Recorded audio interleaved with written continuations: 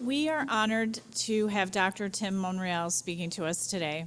He is a friend of the UU Church and did organizing work with a small congregation in South Carolina when they became the first church in the state to offer sanctuary to undocumented immigrants fighting deportation. His research focuses on the Chicano concept of Rasquachismx, which is both a sensibility and an art form. Dr. Monreal is an assistant professor at UB in the Department of Learning and Instruction and a member of this year's Equity, Diversity, Justice, and Inclusion Faculty Fellows Program. He's the eldest of 9 brothers and sisters raised in the Central Valley of California. He is now a father of 3 daughters and enjoys spending free time with his family.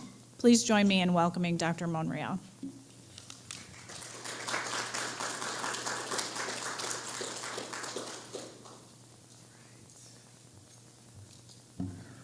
Let's see here. Buenos dias, everybody. How are we doing? Good. I think Brandon's going to hook me up here. I appreciate that.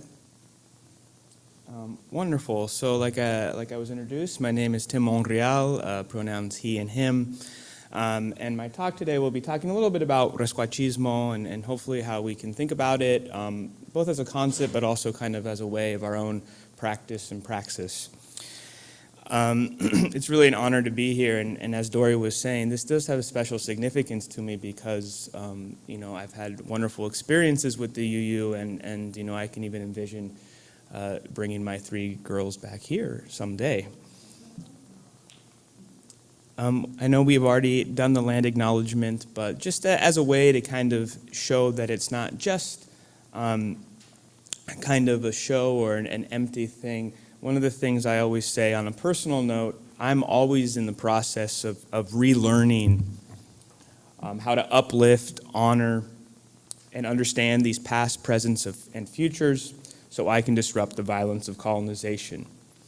Let us take a moment to pay respect to their elders, their knowledges, and their lands. And so, as Dory was saying, part of my both understanding of the UU and also just the inspiration that I've had for years for many folks that are associated comes from my time in South Carolina when I was doing a little bit more with immigration policy. Now I've kind of shifted a little bit and think more about education, but as we know, they're interconnected, right? But there was a tiny congregation, about 20 members. This was in 2017, 2018, and immigration discourse has never been great, right? And then, of course, unfortunately, it seems to be ramping up even more so today, but this really small congregation made a huge decision in a state that is not very welcoming by any way, shape, or form, right, of immigrants.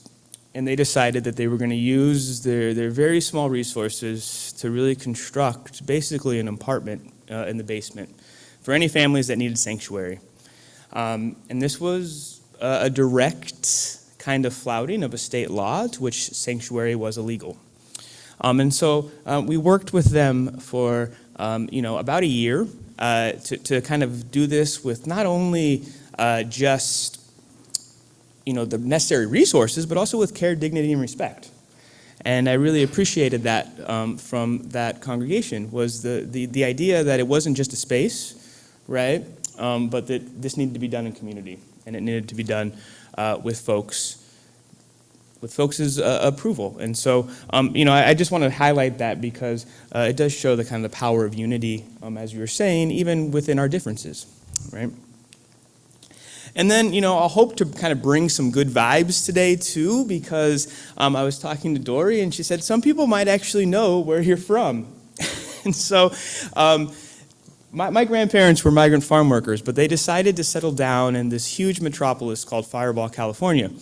And for folks that may know about Fireball, California, there is a gentleman who is now very important to the Western New York area that also hails from Fireball, California, and that happens to be Mr. Josh Allen. So I can share some chisme, which is kind of Mexican gossip, or anything about the Allens as we're having coffee afterwards. But all that is to say is, in fact, my dad grew up in a place that is no longer even really there, but in a suburb, you would call it, of Fireball, Las Deltas, which is a migrant farm camp. But anyway, so go Bills, right? Last year, we went back home and we had our Christmas pictures done, in front of the Fireball High School, which wasn't even there when my parents were there because it was a really small place.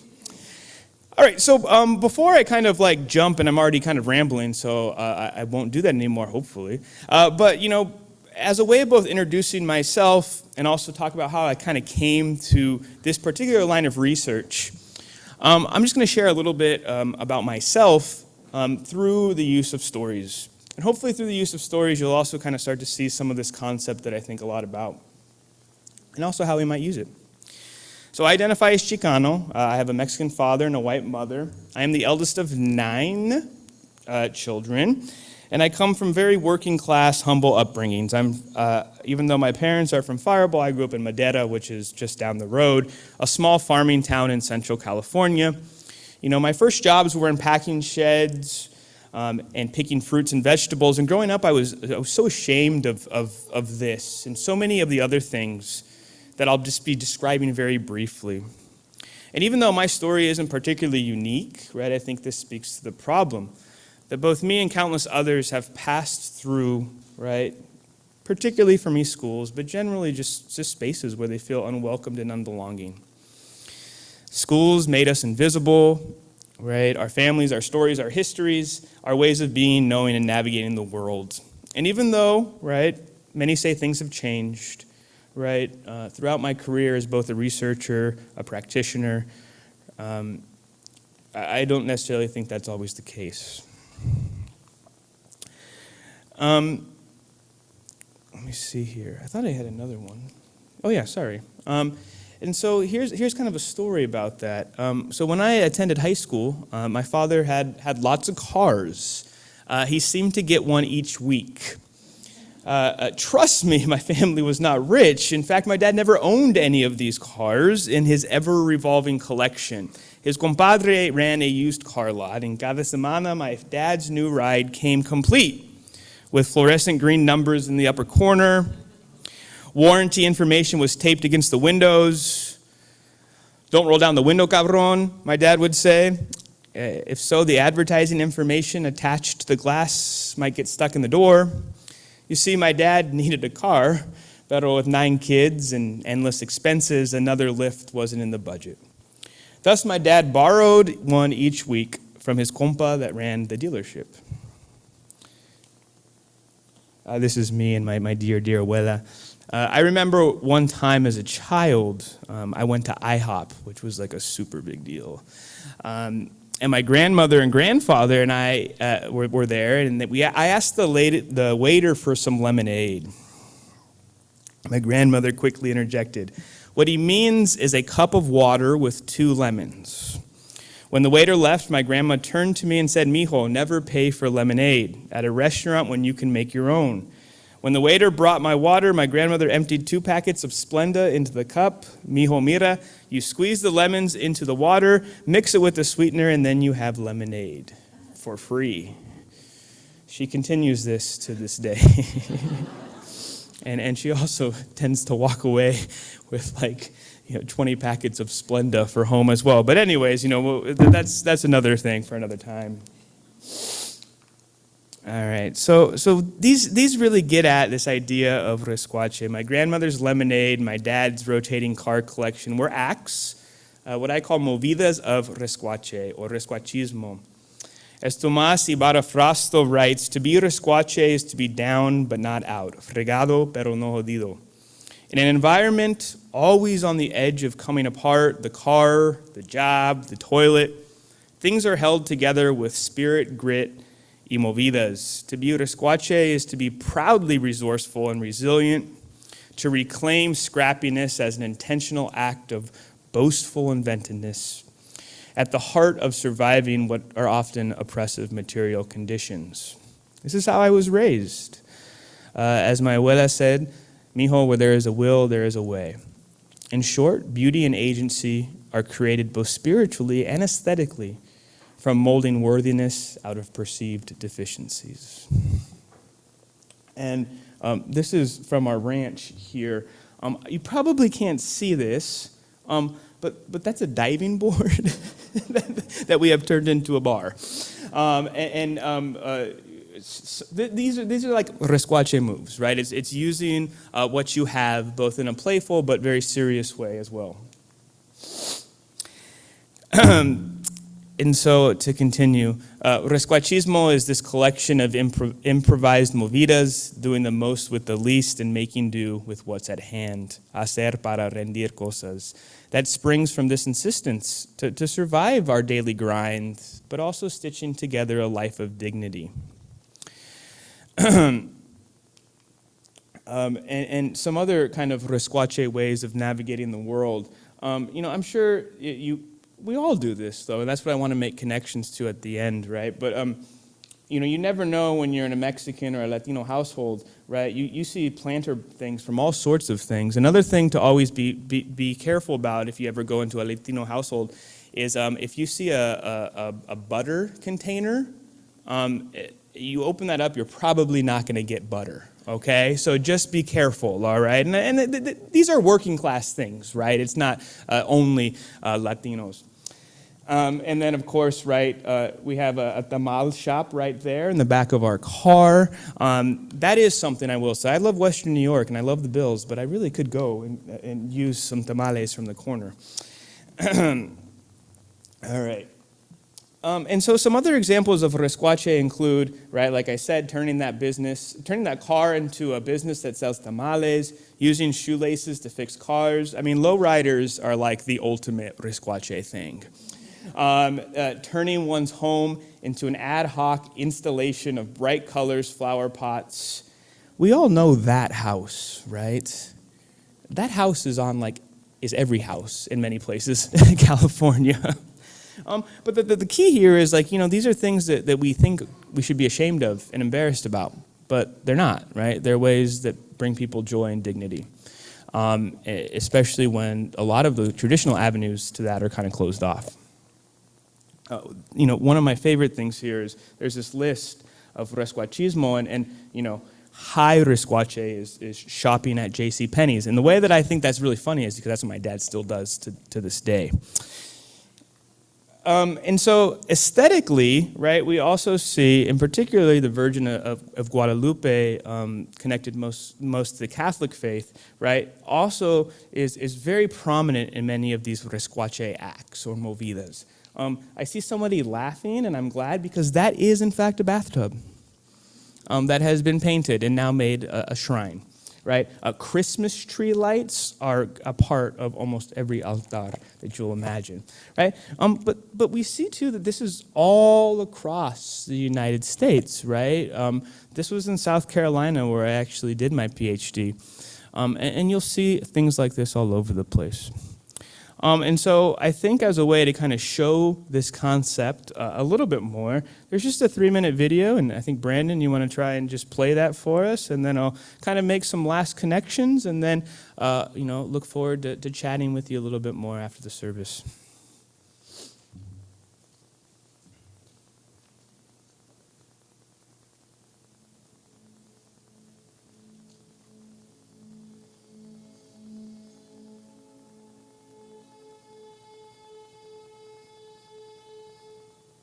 When I was young, people would say, we'll be driving around and there would be an all falling down house that was unpainted and untaken care of, but had a certain character. Es una casa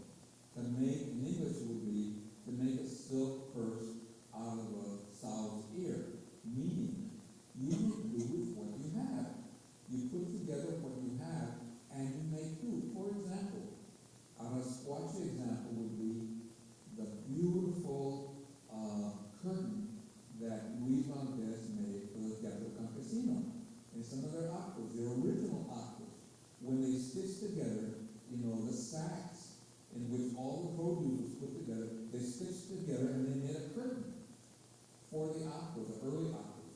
That curtain was a perfect example of a Rasquachismx statement. It was making do with what you have. These sacks were put together, but when the lights hit them, and you saw the scene, and you understood, you had meaning, this ordinary sack had been turned into a piece of art. And that is the essence of Rasquachismx, making do with what you have. When you're poor, you never have enough material. One of the aesthetics of Rasquachismx is an aesthetics of little bits and pieces. You put together little bits and pieces, mirrors, old crockery, and you put that on the macetas where you put your plants. You know, every grandmother or grandfather has these macetas with little bits of crockery and little bits of glass in them. And those are the things that make up Rasquachismx. You know, the sensibility that we find in altares, the sensibility that we find in the souped-up cars, or in the lowriders, you know, with all the beautiful decorations on the mantle and the sparkling, colors and so on. All of those are part of the aesthetics of Rasquachismx. I say, in a culture where your car doesn't run, where you don't have enough money to pay for this or enough money, Rasquachismx is like all the movidas that you use to put together, your car so it will run more, or to add harina to the frijoles to make it Spanish so more people can eat. All the movidas are what Rasquachismx is all about. You put all these movidas and you create something that was not there, and it's profound, and it's beautiful, and it's satisfying, because it's making do with what you have.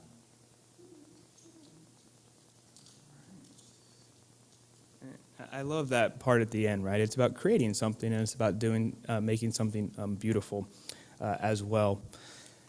And so, I talk a lot from the kind of the Mexican or the Chicano experience, but this is definitely something that's shared throughout the world, right? I've had many people talk to me about not only in the Latino community, right, the Black or African American community, but also just in the working class white communities as well, right, immigrant communities. And so here are some other things that have very similar meanings. And so thinking about some of these things I've quickly shared, right? I think a lot about Rasquachismo, what it means as we interact with other people, right? It's valuing language, it's valuing ways of creating, right? Mixing, translanguaging. It's through art. I try not to go on tangents, but I once had somebody come up to me. I have a couple of these posters in my office, and somebody said, "Oh, you really like raisins?"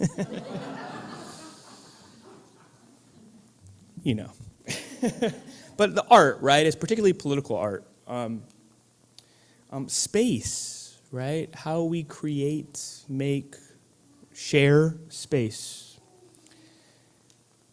And one of the things that I think is really important, and kind of to tie this to maybe our everyday practice is how do we use these strategies? How do we use what's available to us, right? Whether you're Latino or not, right? To really elicit political participation, right? And to do so with a sense of joy, right? A sense of humor, a sense of resistance, and a sense of kind of, we'll figure out a way to do this, right? And so, the Teatro Campesino, which, really came out of the farm labor movement, is just a wonderful example of that, right? How do we use what we have in order to make material change for folks? And so kind of in closing here, and like I said, I really do look forward to chatting with people afterwards. I do have to leave about 12:15. But what might this look like for our moment, right? Even here in Western New York. How do we allow the communities themselves to generate solutions, right? Because they've been doing it already, How do we allow communities to be knowledge creators in innovative ways? How do we honor and normalize Rasquache ways of demonstrating understanding, learning, the way we represent our worlds? How do we center community resilience, resistance, and resourcefulness? How can we center the communities as our curriculum?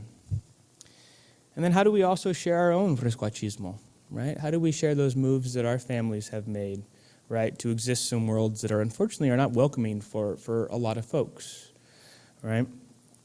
And then the question that I always leave with is how do we celebrate Rasquachismo?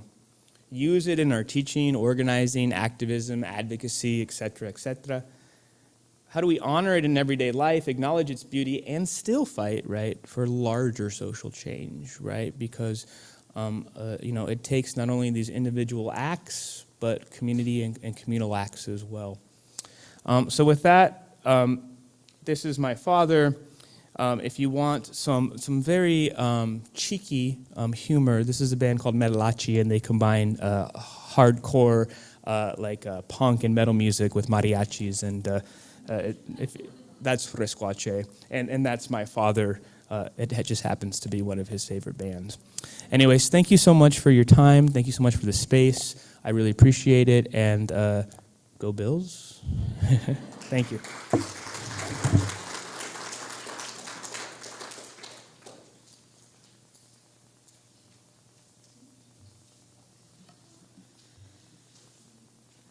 Our closing words today are entitled Healing Strands of the Great Web by Erica Hewitt. Mystery of mysteries, we are thirsty for justice and bearing witness to grief. We're claiming our inherent wholeness and healing strands of the great web. We are hungry for liberation and cracking ourselves wide open. We are mourning the dead and fighting for the living. We're singing for joy and striving for meaning. We're embodying love, reaching out in love, acting on love's behalf, and letting that love wash over us, ebbing and flowing as it carries and holds us all. May we do it all over again when the new day comes. Please join me as we extinguish the chalice. The words are printed in your order of service. We extinguish this flame, but not the light of truth, the warmth of community, or the fire of commitment. These we carry in our hearts until we are together again. Things, life, the events of the world have been all very heavy lately, so I chose this last video to hopefully bring a bit of lightheartedness to your day. I hope you enjoy it. It's called Modern Unitarian by the First Unitarian Church of Salt Lake City.